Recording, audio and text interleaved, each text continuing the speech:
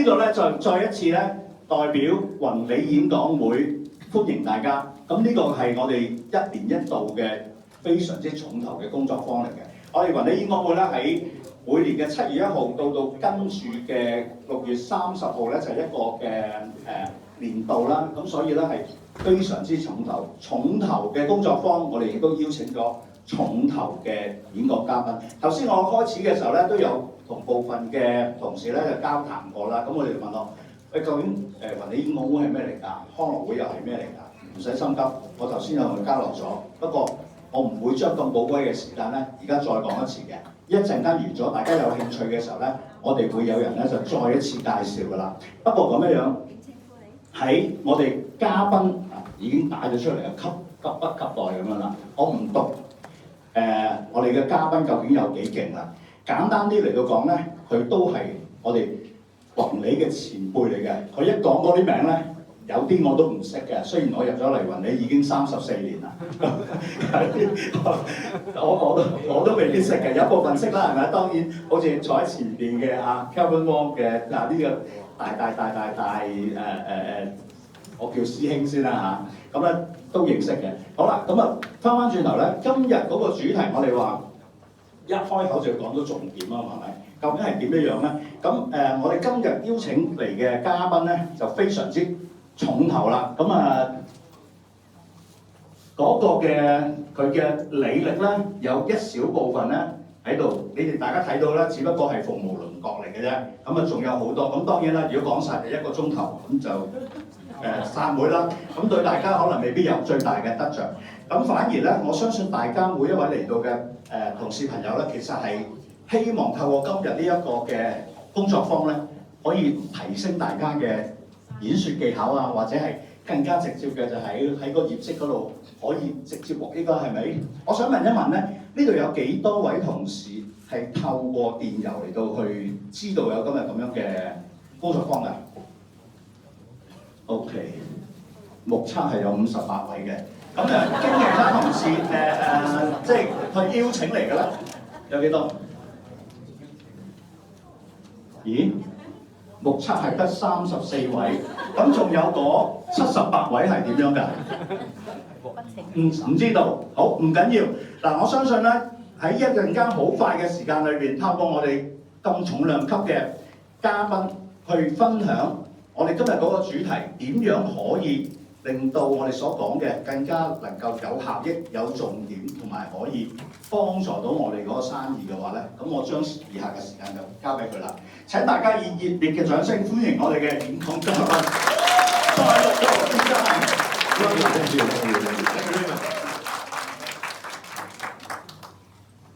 掌聲頭先唔喐喎，喐啦。好，大家下午好 ，Good afternoon。今日咧由黃雨，而家係咪變咗紅雨？我唔知啊。咁有冇人揼親啊？今日我揼咗少少，因為我拍咗喺嗰邊。咁咧就琴晚有冇人係瞓得好少啊？我睇完嗰場波咧，直情係冇瞓過。咁今日呢個keynote PowerPoint 咧，就係琴晚一路睇波一路做嘅。咁如果有啲咩甩漏嘅字嘅話咧，就你要賴呢個西班牙或者法國。咁我睇過2次都應該冇乜甩漏嘅。我係一個好中意睇波，亦都曾經係中意踢波嘅。我亦都曾經同阿 Kelvin 咧，同 Kelvin Wong 一樣咧，我曾經係一個 Man U lifer 嚟。我係宏利人嚟㗎。俾掌聲你哋，我哋向天光祈禱啦！但係我第一次見工嘅時候咧，嗰棟大廈咧，而家都唔係叫做康樂大廈㗎啦，而家好似叫 Jardine House 啦。咁當時喺4樓啊，我記得。咁我做宏利嘅時候咧，你哋應該有一小半人應該都係未出世，因為 Kelvin Wong 早過我，佢係最年輕嗰個，我係尾二最年輕嗰個。咁咧佢應該早我大概1年到啦。咁當時其實咧係唔應該請我，咁亦都請咗佢之後咧就開咗個 exception 俾我啦。咁我講下即係今日要做嘅話題咧，同我當日有講嘅嘢咧有啲關係。因為咧我係一個職業學生嚟嘅，當然我係一間好好嘅中學，咁但係咧係一個最差成績嘅一個學生。咁所以咧我入唔到 Form 5 Form 6嘅，我喺九龍華仁，哇就掛住踢波嘅啫，因為球場好大。咁咧入唔到 Form 6，後來佢話：咦浸會有得報名喎，有冇人係華仁㗎？有冇人係浸會㗎？當年浸會唔係大學嚟嘅，係一個學院嚟嘅啫。咁咧就我入去嘅時候係最尾二嗰日，佢話仲有得報名喎，得兩係啫。一係咧就係叫做傳理系，一係咧就叫做中文系。你估我揀咗邊係？中文系。個個都以為我揀傳理系，其實我揀咗中文系。點解咧？因為佢當時冇話俾我聽傳理系即係 communication， 傳理咧我就以為係傳道，唔似咩？傳理嗰邊就梗係揀嗰個啦，係咪？啊點知原來係 communication。咁所以咧，如果我揀咗 communication 想傳理系嘅話咧，我應該係可能有做咗電視台啊，做咗 anchor 嗰啲咁嘅人。但係都唔緊要，我做咗保險咧，好多機會俾我去即係做訓練。咁啊，我當年咧，我記得我讀 Form 2嗰陣咧，係第一次公開演講。當時仲要喺邊度演講咧？喺大會堂演講。仲要講咩語言咧？仲要講英文。仲要念詩添，係一個我當年嘅神父話：你哋幾個去即係嗰邊參加呢個 recitation 啦咁樣。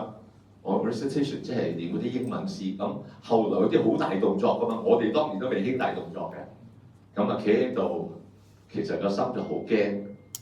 咁咧驚到點樣咧？我淨係驚到咧係，如果你睇到我覺得我當時隻腳係咁嘅震嘅。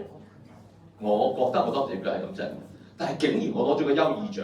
攞咗個優異獎咧，嗰個評判話 Stephen 你個 standing position 好好啊，講咁嘅 standing position， 原來咧驚咧係自己驚嘅啫。其實個心震到以為腳震，其實原來係隻腳。如果一係佢呃我，即係我隻腳冇震，就個心震以為腳震。咁在座有幾多人係曾經試過演講對住超過100人演講嘅？俾到睇下，哇！俾掌聲佢哋好唔好？對住1000人演講啊，俾到睇下，哇！我啱啱講1萬個都點舉嘅啫。我真係試過咧，我哋咧係膽粗粗咧，幾萬人我哋都試過。咁啊，挑戰下我呢個好朋友啊，你有冇試過喺紅館演講啊？冇啊，我試過喎。你有冇試過紅館唱歌？我有試過。當年我哋學校籌款啊，咁啊要籌1億，要起泳池，九龍華仁啊，嗰陣泳池未起嘅。咁啊 Father 咧 Father Diner， this is impossible。咁我哋就上台唱咗首歌叫做 The Impossible Dream。咁唔係一個人唱嘅，4個人唱，咁啊大家冇咁驚咁解啫。所以大大小小嘅場合咧，我試過。你話驚咧，驚係2份嘅啫。其實咧，即係做 call 歌驚唔驚啊？成日做 call 歌，你個打電話嗰個驚定聽電話嗰個驚？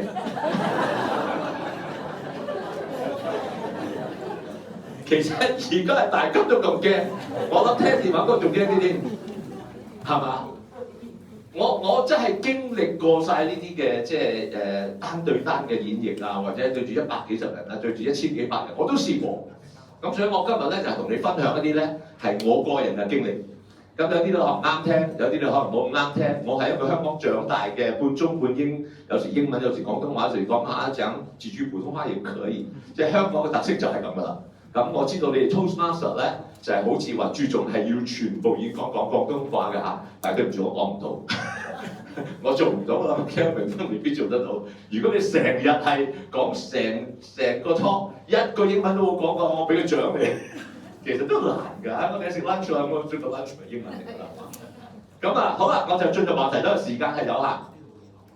咁咧就準備好未？準備好未？準備好嘅俾個 high five 隔離嗰個人。哇！響嘅，哇！響嘅。點解我要你俾個 high five 咧？high five 咧係 body mind heart and spirit， 就係你個人。好多係，即係你哋對住1000幾百人講又好，你開早會講又好咧，就算有50個人坐喺度，其實咧有一半咧係個人坐喺度嘅啫。其實佢唔響度嘅，同唔同意啊？佢又響度，佢又唔響度。我哋有時對住個客，你唔去講嘢，佢都係響度又唔響度。So the body is here, the mind is not。係嘛？所以我要你 body 喺度，你係坐咗喺度啦。你個 mind 喺唔喺度咧？所以頭先叫大家熄手機，你可以睇下嘅。有啲人冚低佢，冚低佢都裝下咁樣。而家好大嘅挑戰喺屋企4個人食飯咧，有3個睇緊手機都唔出奇。有時一個唔覺意4個睇緊手機都唔出奇。係咪啊？有班朋友好耐冇見面嘅話咧，全部都係同啲唔喺度嗰啲人傾偈。咁佢哋啲朋友唔喺前面，嗰啲朋友喺朋友圈。即係點解咧？有呢個係今時今日大家嘅唔淨止係 Toastmaster， 唔淨止係演講。其實一個對一個算唔算演講啊？算定唔算咧？有幾多人覺得一個單對單都算演講？舉手睇下。我冇絕對答案，你覺得算就算，你覺得唔算都可以唔算。2個人算唔算係攞去開 party 啊？我哋當下約女仔開 party 就咁啦。喂，今晚有個 party 啦，去到呢個時間得我同你做 people's party 都得㗎嘛。即係其實我哋做 insurance 嘅人咧，其實最緊要夠咩咧？最緊要夠 resourceful 啊，夠即係有多資源啊，夠彈性啊，即係最緊要有計。今時今日咧，外邊嘅資源係越嚟越少嘅，同唔同意啊？但係咧，當你資源越嚟越少咧，如果你係一間大公司啊、上市公司啊等等等呢啲打工嗰啲咧，資源係越嚟越少，但係要求係越嚟越高，啱唔啱啊？咁我話死啦，今年又 cut budget，又加 quota，明年又再 cut budget，又再加 quota，咁我遲早都做唔到嘅喎，同唔同意啊？你今年做到，明年都應該做唔到啦，明年做到後年應該做唔到啦，佢呢邊加嗰邊減啊嘛，咁點算？我個老師叫 Dr. Stephen R. Covey， 佢係寫 Seven Habits of Highly Effective People， 咁後來寫點嘅 Eight Habits， 佢話佢當時對住700幾人嗰個聚會，我安排嘅係響以前叫麗晶酒店嘅，喺個雲石樓梯嗰度，700幾個 C1、OC、XOC、EO 嚟。咁佢當時講咗，佢話在座有幾多人相信未來嘅世界係會資源越嚟越少，而且要求會越嚟越高嘅咧？大部分嗰啲 C1 都舉手。話大部分人又問埋你哋啦，你哋有幾多人相信咧？你嘅兒女、你身邊嗰啲新同事、舊同事佢哋嘅能力係遠遠超過佢展示出嚟嘅能力咧？同唔同意啊？其實真係我哋嘅潛能，我哋可以做咁多，不過我哋做緊咁多啫嘛。你可唔可以一日見10個客啊？可以，不過好耐冇試過，或者係從來都冇試過，係咪？見10個啫，唔係叫你簽10個啊嘛。我今日見咗100幾200人啦，啱唔啱啊？唔係咩？列名單啫嘛，冇話叫你見佢，你列咗出嚟，跟住查翻個名都叫列名單。我唔轉賣俾你得唔得？都得個，呢個係你哋呢個行業或者係 as a Manulife， 當時我都係咁諗㗎啦。我就唔賣俾你，跟住我有個同學串我，當時佢你做呢啲冇乜冇咁講，咪唔揾佢咯。3年之後佢死死地氣同我講，我以為我有型啦，點知佢身邊啲人行同地方嗌咗，我都笨咗。即係我當時我又放唔低我自己。不過講翻我哋今日講嘅主題。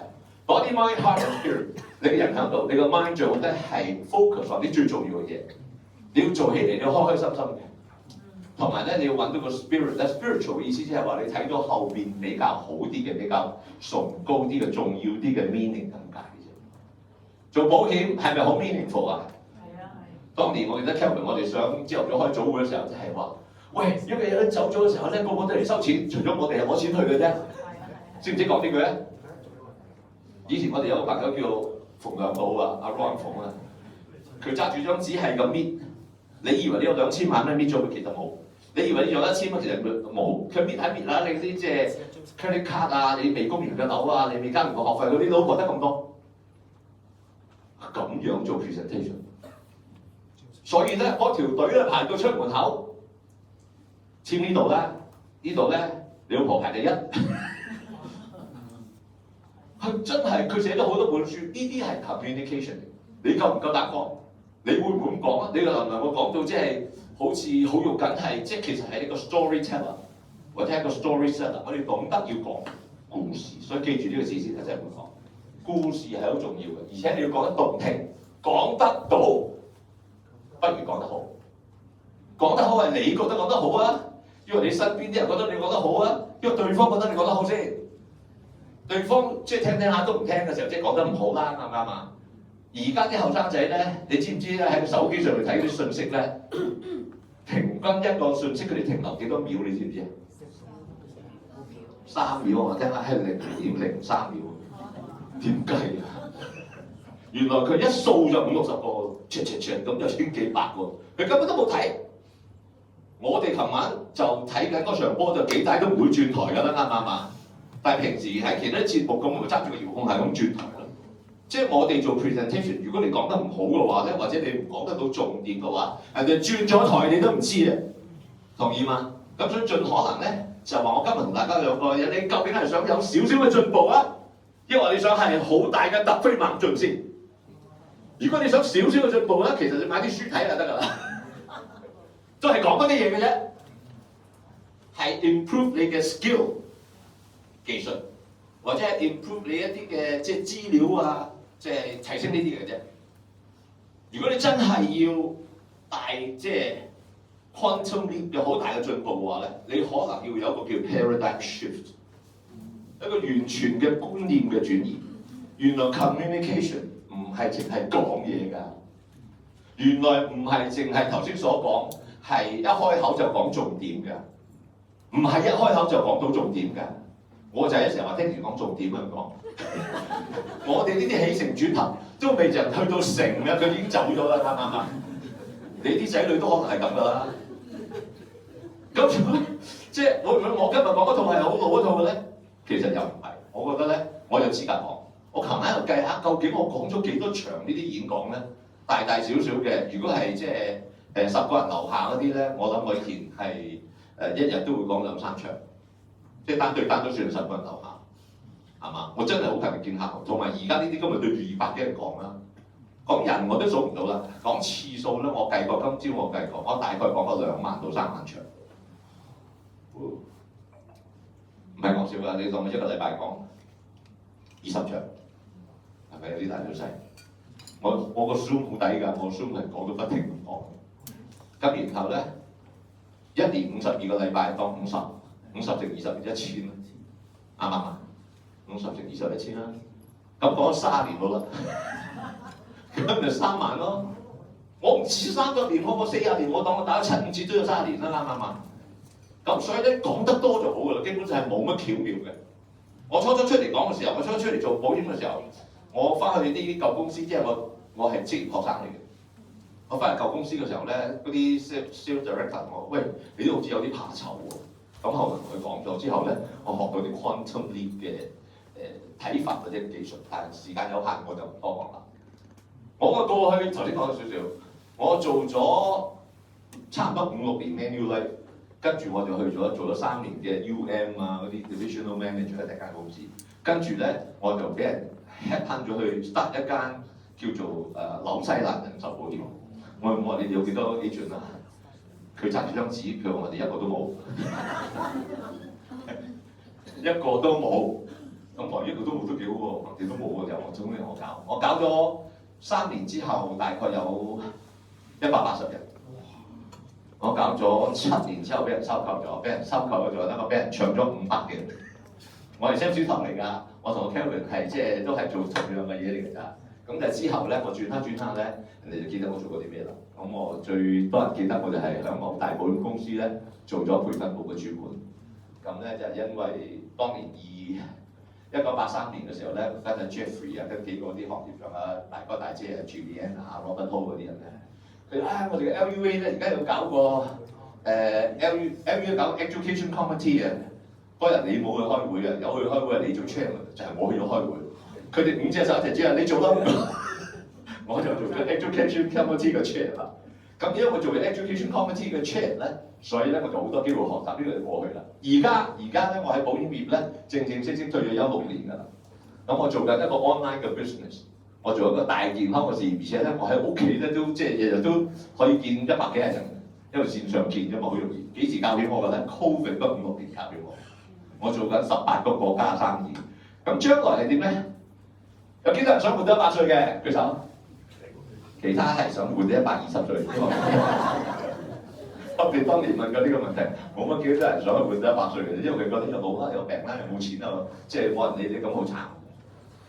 我今朝睇完波，就係聽我隔離房我媽咪病嚟報我咁樣，因為我工人琴日就冇陪佢瞓，係因為佢感冒，我話佢病報我，好似我過咗去啫。咁今朝我做咗個乖仔，我用咗20分鐘去幫佢換呢樣換嗰樣，但係其實原來做呢啲嘅即係叫呢啲咁啊唔知叫咩 chores 又好咩都好啦，其實你做完咗之後，你會發覺好大滿足感。有好多嘢你做完咗有滿足感啦。將來係點？我希望我哋大家可以同你哋一齊咧，就係話幫到更多人係健康嘅、有富足嘅生活，好嘛？好。同意嘅舉手，俾掌聲自己。呢個行業一個好嘅行業嚟嘅。咁你有冇諗過你嘅將來係點咧？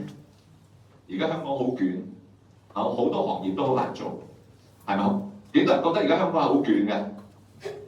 捲捲地啦，係嘛？你好似我哋冇捲啦嚇，即係你哋做緊有得做，你勤力啲有得做，而且理財嘅嘢大家有得做。Manu 咧係一間絕好公司，但係絕好公司，第啲公司都係自己絕好㗎啦。間公司都有好叻嘅人，同樣嘅制度、同樣嘅市場、同樣嘅模式，有人做到1年揾過千萬或more，有人係20萬都揾唔到，點解？咩唔同？我今日要講嘅就係睇講呢啲咩唔同，然後咧加埋你點樣 communicate， 點去溝通。最好嘅學習方法係點？我有禮物嘅，邊個答我？我有啲你買唔到嘅禮物。最好嘅學習方法係咩 ？Practice， 即係練習，係一個好方法。唔係我要嗰個答案，但係我送你一個禮物。一陣話俾你聽嘅禮物點用下，好嘛？仲有冇人答我？最好嘅學習方法係咩 ？Action。我爭你個禮物啊！不過唔係嗰個答案，係一種 action， 不過唔係淨係 action。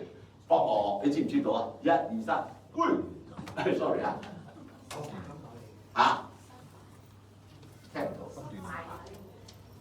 最好嘅學習嘅方法係累積多啲失敗嘅經驗，都係一個好嘅答案，不過唔係我要講嘅答案。少少嘅禮物啊，幫我拍咗後邊幾個人好得。好啦，我自己解答啦。最好嘅學習方法就係 the best way to learn is to prepare to teach， 係準備去教別人。即係如果你今日準備教別人嘅話咧，你 learn 嘅時候，你會寫 notes 啦，你可能會偷偷地錄音啦，你可能會影相啦，即係影完翻去睇唔睇另外一件事啊？起碼扮係即係會睇，大部分都係唔睇㗎啦，啱唔啱啊 ？Right？ 咁但係你好清晰咧，就話 best way to learn and prepare to teach， 你 teach 邊個先？譬如你公司又推出咗一啲新嘅嘢，或者係阿 Kelvin 又好，邊個又好，講有新嘅技術嘅話，咦你學到好嘢喎！咁你即刻會諗到一啲人你想同佢講嘅，個 who 係最重要嘅。列名單唔係一次過列咗100個就算嘅，列名單係日日都要列3個嘅。當你日日都有3個名單加落去嘅話咧，一年咧乘365係1095個。1095個你50個都做唔到，唔會啩？但係你個問題就好多人係所謂列名單以為列一次，其實日日都要加3個好容易嘅，你想加10個都得啊！今時今日，人哋睬唔睬你係另外一件事。所以咧 ，who、what、why、how、when、where 呢啲咧，大家都知我哋講呢啲嘢㗎。但係每一個你要細節落去嘅話咧，你要同人傾偈。譬如我學到好嘢，我要同你去分享嘅話咧，我學啲咩好嘢，然後我即刻寫低你個名，然後就 break 嗰陣咧，我就發個信息俾你。喂，今日學到阿 Kelvin 或者係 Best 講一樣嘢好精彩喎。我覺得可能對你有啲用都未定。我唔知你會覺得有用，但係我個 intention 就係想將最好嘅嘢分享俾你。講咗 intention 先。講咗你個即係初心先，你係想為佢好嘅。然後喂，下個禮拜2或者係下個禮拜5，你邊個時間好啲啊？其實我哋約個方面就咁啫嘛。但係好多時候我哋睇到啲新嘅嘢，覺得有用嘅時候，佢停咗喺度。咁所以咧，你係要知道咧，呢個叫 three people teaching。我當年同阿 Kelvin 一齊同阿某君學咗啲嘢，咁佢咪1，我咪2咯。佢教咗阿 Best 咪3，佢教咗佢咪1，你咪2咯。你教咗佢咪3咯。1、2、3、1、2、3咁連續落去㗎，呢件事就會即係永續不停。但係如果好多時候我哋影嗰幅相有用咩？冇用。但係你要學到咩係 what？ 點解呢樣嘢有用？你要答得到係 why。同埋咧就話你點樣去約到對方去分享嘅話，就係同我哋約唔約到人咁解㗎嘛。你哋係即係公司，我哋做 drill 又好，做組會又好，學又學嗰啲嘢啫嘛。所以咧，我話 everything is communication。但 communication carries energy。我講嘢有冇 energy？我而家唔用咪，你都會聽到，right？ 但係有嘅好啲啊。有幾多人學過唱歌？有幾多人中意唱歌？有幾多人覺得自己唱得唔錯嘅？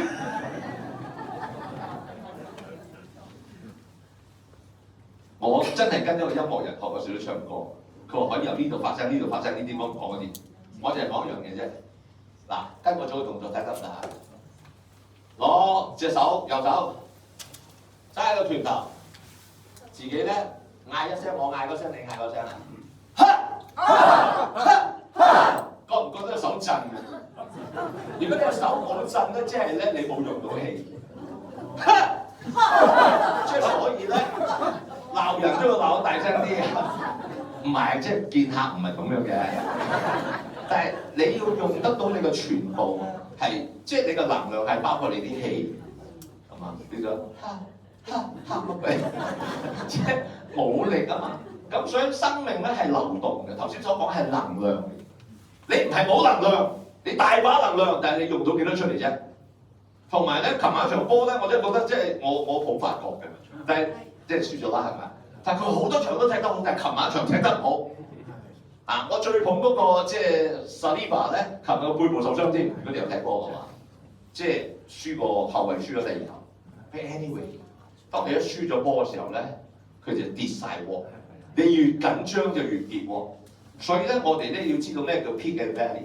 當你最低谷嘅時候咧，你更加唔可以跌鑊。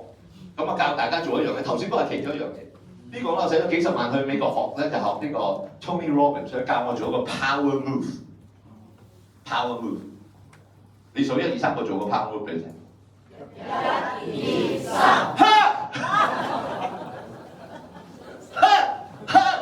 即係你每日咁樣做咧，你唔使喺客面前做，亦都唔係咁黐線。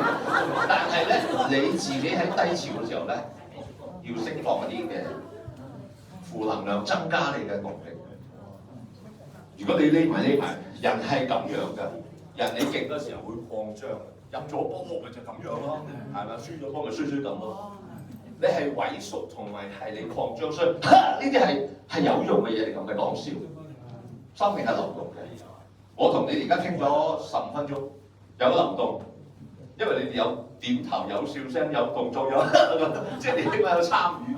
但係如果我冇能量，我會令到你冇能量，同意嗎？哇！房間初Best 佢哋話俾我聽，喂，我估計啲有80人啊，開一個房啊咁講。點解佢話喺公司咧，好似嗰個電郵出得遲啊，禮拜2先出啊，禮拜5個話聽，喂報唔到名喎。咁嗱，首先係好多謝大家俾個機會我啊，同大家分享我咁多年來嘅 communication 嘅一啲伎倆，多謝。流動，呢啲係流動，呢個係一個新心靈啊！好多人而家講新心靈嘅一個 energy chart 嚟。大衛霍金斯呢度咧，由700一路數到去，有啲人去到1000，就用呢個。佢好似一路向下捲又得，向上捲都得。一個 upward spiral 或者一個 downward spiral。咁中間打橫一條線咧，嗰度寫住係勇氣，勇氣大概係200分度，同意嗎？低過勇氣嗰啲，我讀俾大家聽下。如果啲字太細，驕傲、憤怒、慾望、恐懼，呢個係由175分跌到100分。悲傷、冷淡、內疚、羞愧，就再增低分啲先。呢個就係當你冇能量嘅時候，你識幾多嘅技巧，你出去演講或者單對單講，或者同你個仔講，同邊個講，你不如唔好講。如果你唔能夠講啲正面積極嘅嘢，你不如不講。同意嗎？你搞好自己 energy， 咁點樣？上面嗰啲係咩咧？上面嗰啲就係話你有勇氣啊、滿意啊、主動啊、寬恕啊、理智，咁就去到400分，都算係高能量啦。但係再高啲嘅話咧，就 love、joy、peace 同埋開。我聽下 Kevin 講，喂，我點解佢話點解我可以保持即係咁有動力啊？咁嘅，原來佢日日都做 meditation。meditation 即係靜坐。正在有啲人打坐翹起兩隻腳，我翹唔到，我翹得一邊嘅啫。有啲人又會用啲 essential oil， 有啲人又會冥想，有啲人會 chanting， 係咪？有冇聽過一個 chant 叫做零極限？有聽過嗬？係點解？我有寫咗喺度嘅，好似佢個講法就係話感謝你原諒我，係咪？我愛你咁上下咧，就我愛到出嚟。你其實咧點解要不斷講呢啲咧？即係如果你唔能夠令到自己集中喎，你就不斷好似 chanting。如果你能夠令到自己集中，你望住啲蠟燭就得㗎。meditation 可以 open eye meditation， 但係想靜心，靜心係其實 quiet 咗，即係 cut out 咗出邊啲雜音。好多人做呢個保險做唔到，或者做事業做唔到咧，係佢有好多雜音影響緊佢。佢覺得行業係好嘅，公司係好，啲產品都好嘅。佢信公司、信行業、信產品，甚至乎都信個客，但佢唔信佢自己。最大嘅錯失就係唔信自己，唔係講嘢口才叻嗰個先至係最好生意嘅。如果你口才好叻，但係你表裏不一致嘅話咧，其實你都唔會好生意。就算好生意都唔會長遠。但係要能夠真係做到表裏一致嘅 communication 先至係最有用。咁我今日講呢啲咧就係我想你睇到、聽到、feel 到、知道。See the need, see the want。你就知道咧，好嘅溝通、好嘅即係演繹、好嘅 presentation 係一個必須嘅。好唔係一定字正腔圓，好要係真心誠意，好要係為到對方想聽嘅嘢，唔係你想講嘅嘢。你睇下我哋呢個 presentation 啦，公司嗰啲7000億嘅資產啊，呢個嘢嘅回報係即係幾多個 percent 啊？嗰個人望下你，咁點啊？關我咩事？So what？佢呢度係特登關我咩事？如果嗰樣嘢唔關佢事講，佢根本唔想聽。See the need, hear the voice， 入邊有兩個 voice 嘅，有一個 voice 咧就叫你去啦，得啊。有一個覺得唔得啊，嘥氣啦，係嘛？兩個 voice， 你係邊個 voice 瞓着咗覺，邊個 voice 主導咧？都有，但係大部分時間究竟係個天使主導定個心魔主導？你知道啦。咁所以我有啲工具、有啲方法嘅。Feel the joy，feel 即係你感覺係個 focus 啫嘛，係嘛？就算嗰啲單你做唔到，你可唔可以做唔到都開心嘅？你有冇試過做到都唔開心嘅？咁唔係做唔做到問題，係你自己選擇開心定選擇唔開心啫嘛。嗰個 presentation 做得唔好，我哋以前出嚟朝頭早早會做 drill 嗰陣咧，都未講完就俾人斬到箭豬咁樣話。你下次揾鬼講都得啦，冇人肯講。但係即係你做 feedback 嘅話，你話頭先最好係咩？我覺得呢個唔錯，你起碼讚美下佢先啦。我哋讚美人都識，但係好多時候唔識讚美自己。俾個絕招你好冇？呢個絕招好簡單嘅啫，聽清楚。答應我做你答應我做嘅舉手睇下先。舉手要有啲力，一結舉。呢度有啲冇啦，真係呢個西裝同我條呔，我戴呢條呔嚟嘅，波好大。點解要着件即係夾你喺入邊咧？原因就係遮住個肚腩。俾個絕招你，呢個絕招好簡單嘅啫。每日讚美自己30次，30次。一個鐘頭2、3次咁啱㗎，即係醒嗰陣啊，發夢都係真嘅。做唔做到？好簡單啊，幾好睇喎，都仲着得落喎。即係呢啲都係讚美嚟㗎嘛，呢啲 acknowledgement 嚟㗎嘛。我真係15年前喺度西裝，仲着得落喎，不過有啲窄。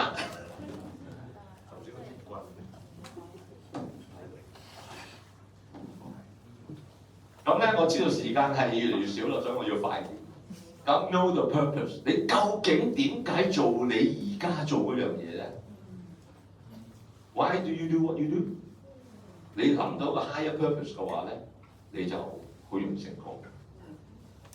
好啦，呢度咧3樣嘢，究竟邊樣重要啫？就同我哋講演講啊，或者我做 presentation 我哋見客咧，3樣嘢暫時唔好決定邊一樣嘢最重要。我講完晒你決定下，究竟係我哋嚟學嘅技巧啊、知識重要啲啊？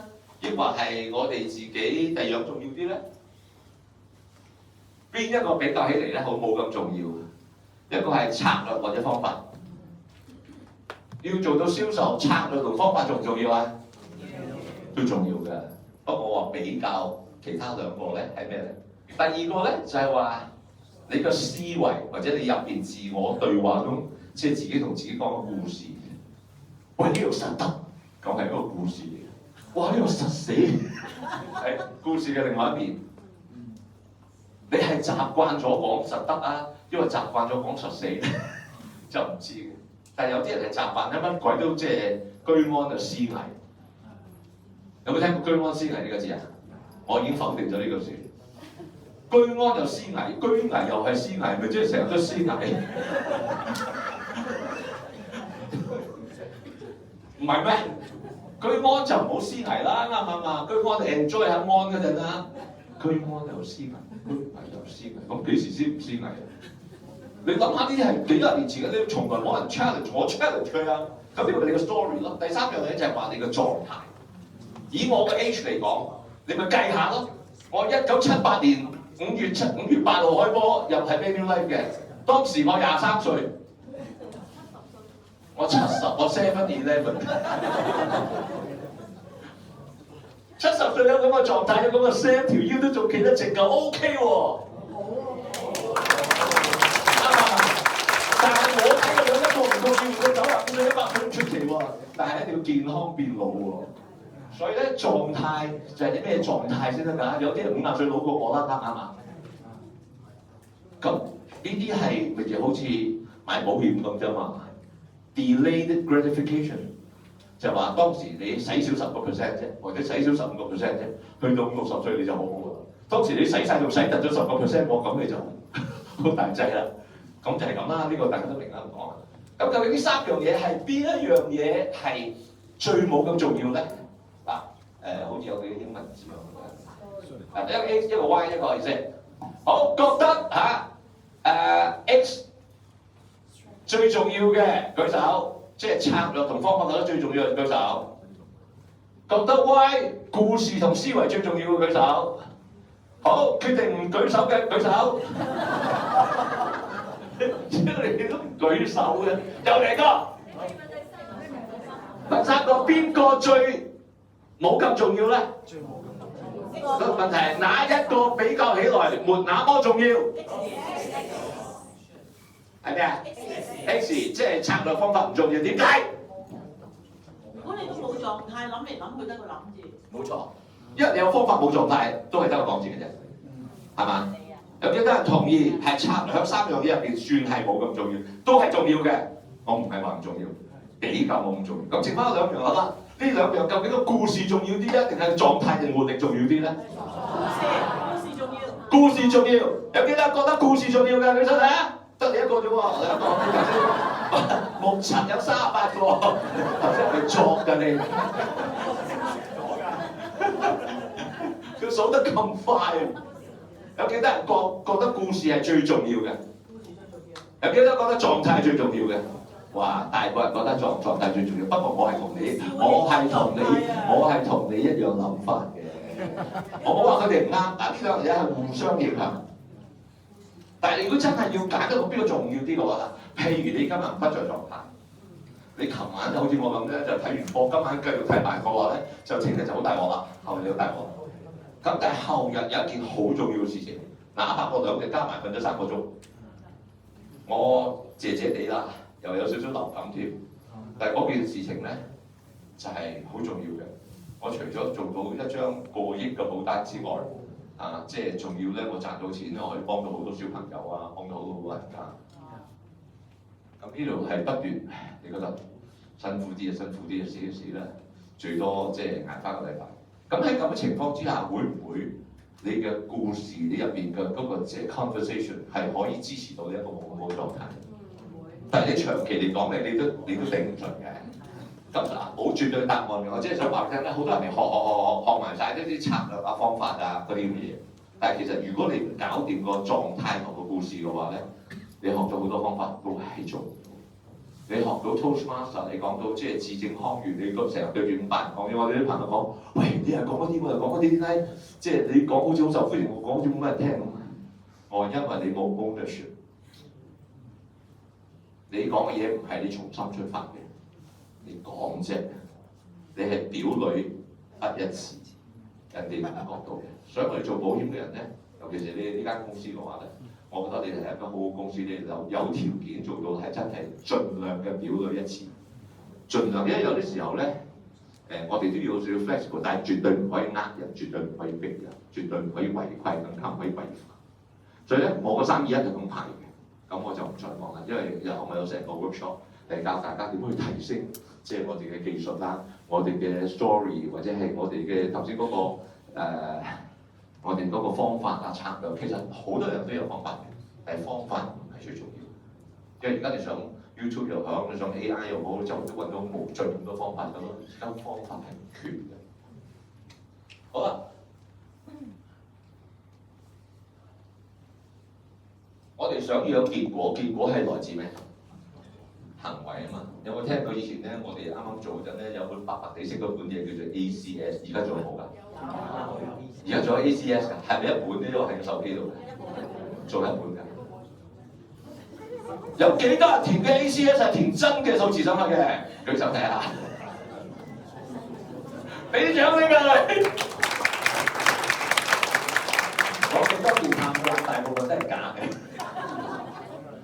點解？因為我填俾個經理睇，經理要交俾個總監睇，個總監就俾大家睇咁，即係我呃你，你呃佢，大家呃大家嘅。即係其實咧，咁啲叫 activity management， 但係 activities 咧係來自即係。你好多樣嘢㗎嘛，但係最重要個 behaviour 唔係 activity management， 係 activity and behaviour management。即係你有見客，你連笑都冇笑嘅；你有見客，但係你唔想事嘅，咁嗰啲就唔係叫做 activity management。你個 behaviour 唔啱。好啦，但係呢兩樣嘢係來自狀態，狀態包括你個身體嘅健康同埋你企嘅姿態，係咪？你講嘢你係感性多啲，理性多啲，都係 communication。你淨係講唔聽人講嘢仲衰。係嘛？你要懂得去 ask question。你有冇上嗰個課程叫 counselor setting？counselor setting 就係你做嗰個 counselor，一個顧問咁樣。顧問係點㗎？佢問你好多問題，然後喺呢度攞到相關嘅資料，講啲 relevant 嘅嘢，替你去解決你個問題。我都唔知呢個問題喺邊度，點解決呢個問題咧 ？If you cannot see the problem, you cannot solve the problem。所以你一定要去 discover 嗰啲叫 relating skill、discovering skill、advocating skill 同埋 supporting skill。我哋可以同你搞一個 workshop 係講呢啲嘅，今日絕對用30秒就講完。咁個狀態係俾3樣嘢影響，你個 focus、你嘅 meaning、你用緊嘅 language。你問下隔離嗰人，問下隔離左邊又好右邊嗰人，朝頭早你第一句講咩？第二句咧？你知唔知有啲人朝頭早第一句好多時候講咩？死啦！好多人第一句係講死啦。你間中都有講㗎啦，係嘛？即係點解咧？因為其實準備唔夠好，咁咪死咯，啱唔啱？咁你留意下我 language 係好重要嘅，同埋咧，你睇唔到一件事嘅 meaning， 頭先講咗啦。咁仲有咧就係話個 focus， 凡事有兩面嘅，你中意睇好嗰面，因為唔好嗰面啫嘛。咁我有個老師叫 Tony Robbins， 佢教我做嘅動作係咁樣，擺手喺度，大家擺手喺度，擺咗未？第一隔離嗰個擺咗未先？好啦，睇住我度，睇住我度嚇，將個人升高少少，唔係隻手升高。我頭先講將個人升高，呢個動作係教你凡事睇高一線，記住，你係可以睇高一線。即係唔好睇差一線，有啲人咧就中意冇咁衰嘅講咁衰，有咁衰咁衰，你衰我仲衰過佢嘅，仲衰，即係好似大家鬥衰咁。咁你哋係即係 disempower 嘅大家咯。咁所以咧，我哋呢度咧，呢3格加埋咧，即係白色咗少少嗰度咧，係就係我哋嘅 story 嘅。story 就係你嘅 focus， 你嘅語言同埋你後邊 carry 咗個點嘅 meaning。咁然後你需要咩？你需要工具咯。譬如你想爬高啲啊，咁你要買堂梯咯，係嘛？你想咩？咁你揾適當工具啦。用士巴拿嗰啲用士巴拿，用鋸嗰啲用鋸。唔好人哋要螺絲批嘅，你攞士巴拿出嚟係唔得。但係而家啲萬用工具㗎嘛。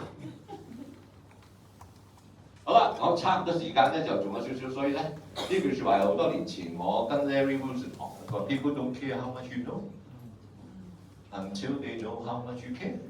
但係你點樣能夠俾對方覺得你係 care 到佢？佢覺得你 care 佢嘅話，佢就會願意打開個心扉同你講內心説話。所以咧唔係一開口就要講重點，我覺得其實開口之前，你對佢嘅真心誠意嘅關心嘅話咧，嗰啲係可能未開口，嗰個係一個更加重要嘅重點都未定。同埋你自己嘅人嘅 being 你嘅衣着談吐啊等嘅嘢嘅話咧，即係你未開聲，我見有啲人即係去人哋嘅 office 嗰度喺電梯度即係呱呱嘈，哇！咁你一日坐見嗰啲人，你有冇可能喺電梯度呱呱嘈咁蠢嘅咧？咁呢啲咪即係未開波都輸咗咯。好啦，呢度咧就係我喺左手邊嗰度咧就話你做任何嘢都好啦，你一定要即係令到對方留意到你嘅 ways of being， 你係可以有幾多嘅 credentials 啊？你有幾多能力？你令佢想要，有啲人佢想要你。即係如果你係一個運動教練啊，或者你係一個好叻嘅歌唱家，或者你唔叻，但係你媽咪係一個國際學校嘅校長啊，總之你要揾一啲你有特色嘅嘢 ，build on your strength， 係建立喺你自己嘅強項嗰度，唔好一定去學 Kelvin， 我一定學我，因為我係我，你係你，我哋學唔到佢，佢都學唔到我，但係我哋可以咩啊？我哋可以互相彌補啊嘛。係嘛？團隊就係咁啫。咁我唔知仲有冇喺後邊啦。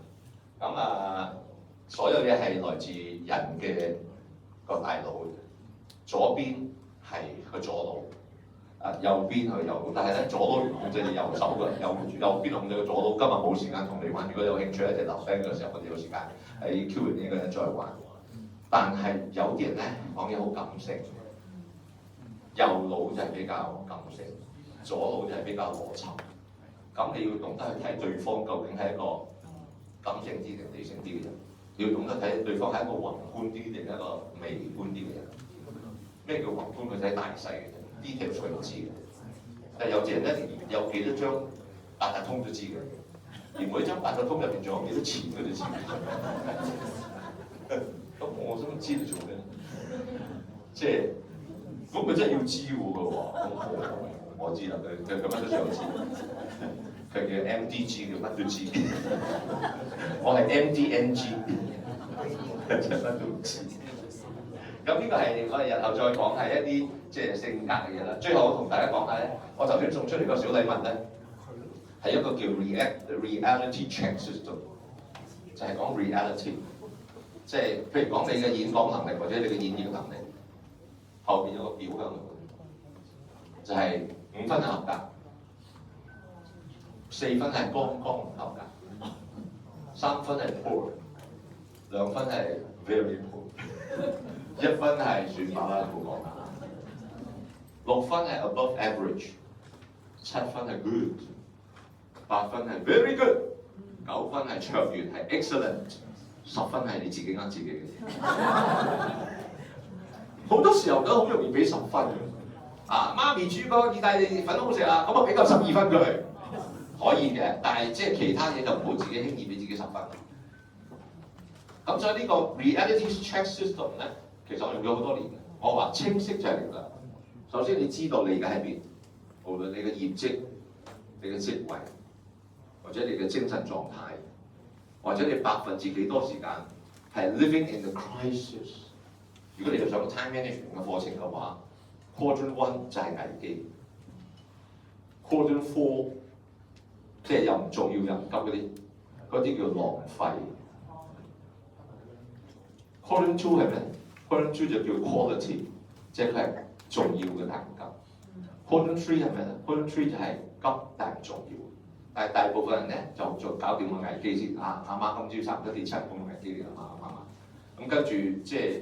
做完1就做3，佢以為3嗰啲3係假象嚟嘅，係 deception 嚟嘅。佢以為3係1，佢以為急嘅嘢就係危機，其實唔係。咁所以做完1、做完3就已經好攰啦，所以去做4啦，就永遠都冇時間做2。咁呢個就係我哋當年學 Seven Habits 嘅時候嘅 habit number 3。咁頭先我一開始嘅時候用咗 habit number 5。咁但係呢度再講咧，就你而家喺邊？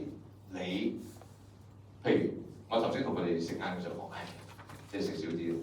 跟住過年重咗差唔多成10磅嘅。咁啊，但係咁過年前輕咗6、7磅嘅，所以佢第3磅啫。咁但係我唔想，即係我唔想，你明得啦，係嘛？咁所以你要知道你要減邊度先得㗎，減幾多先得，幾時先減？咁嗰個係減肥身體啲好明白，但係你自己在唔在狀態，你有幾多時間在狀態？譬如你而家5分嘅，你想變幾多分啊？無論講健康又好，講你個收入又好，講你想變幾分？我想變10分，咁你只係攞嚟講嘅啫。5分點會變到10分咧？譬如我俾6個月你5分，你變得到7分我哋咧，咁7分係點㗎？咁你要 measure 嘅，咁每一樣有個指標嘅，衣着都有個 measure 㗎嘛。你見 Kevin 今日打晒呔做身代更，我應該會做最大嘅總監咧，係要咁啦，呢啲代價嘅。我又退咗休啦，所以我又着西裝，我唔打呔。咁然後你下一步係乜嘢？下一步係咩？但係你中間欠缺乜嘢？做運動啊啲話我冇會籍喎，做運動要會籍嘅咩？你自己話嘅，啱唔啱？其實你揾呢個藉口去做咁解咯。所以咧，呢個我日後再同大家講。所以咧，無論琴一場波又好嗰啲啊，我想俾你係花啲時間寫一個 mission statement，你一定寫過嘅。呢個咧寫到亂七八糟係嗰啲英文字嚟嘅啫。當時1994年，所以咧後來我寫咗嗰個係咁嘅，呢個係公正少少。咁我攞呢個嚟貼你。我話前面嗰句就叫 I am a loving, caring, passionate, happy, successful, visionary and wealthy person。wealthy 嗰字我係後來加落去，我寫咗10年之後都唔夠錢嘅，俾佢加。但係呢個係 who am I？但係究竟我做咩咧？我係 creating values to empower people to excel in their lives。我今日嚟到呢度。我都算係製造啲價值，或者日後仲有機會製造多啲價值，嚟幫助大家響呢個行業、響呢個人生、響呢個未來入邊，大家一齊追求卓越咁啦。好啦，今日就講咗多謝咧。